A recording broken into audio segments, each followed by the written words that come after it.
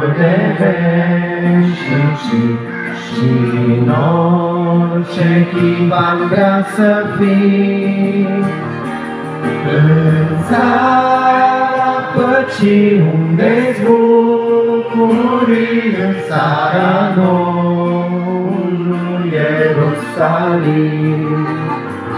Iisuse, viața noastră ai aprins, pământul întreg și moartea ai învins.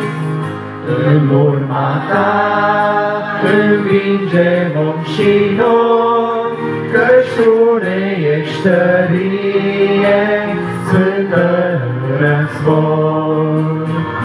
În urma ta învinge vom și noi, căci tu ne ești tărie, sfântă în război. E mare noaptea în care acum trăim, e tare moartea pe pământ, dar trecem peste toate și privim spre țara noastră, cea din cerul sfânt.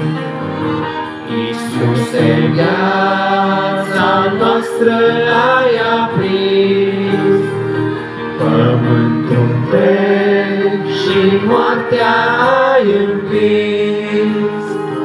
În urma ta învinge vom și noi, căci tu ne ești tărie, sfântă în război. În urma ta învinge vom și noi, căci tu ne ești tărie, sfântă în război. Mult nu mai este acum de așteptat, căci zori încep a se ivi. Și val cu val din Marea Vei, păcat la glasul sfânt, pe veci s-or potoli. Iisuse, viața noastră ai aprins, pământul întreg și moartea ai învins. În urma ta învinge vom și noi, căci tu ne ești tărie, sfântă în război. În urma ta învinge vom și noi, căci tu ne ești tărie, sfântă în război.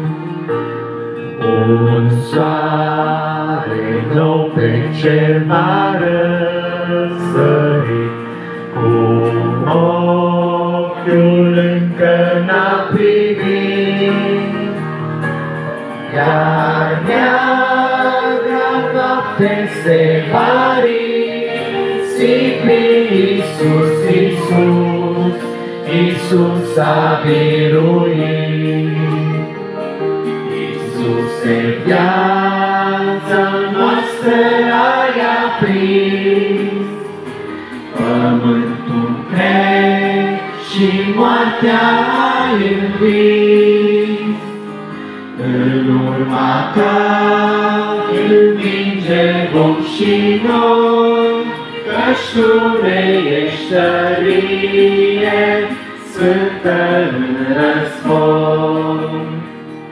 În urma ta învinge vom și noi, căci tu ne ești tărie, sfântă în război.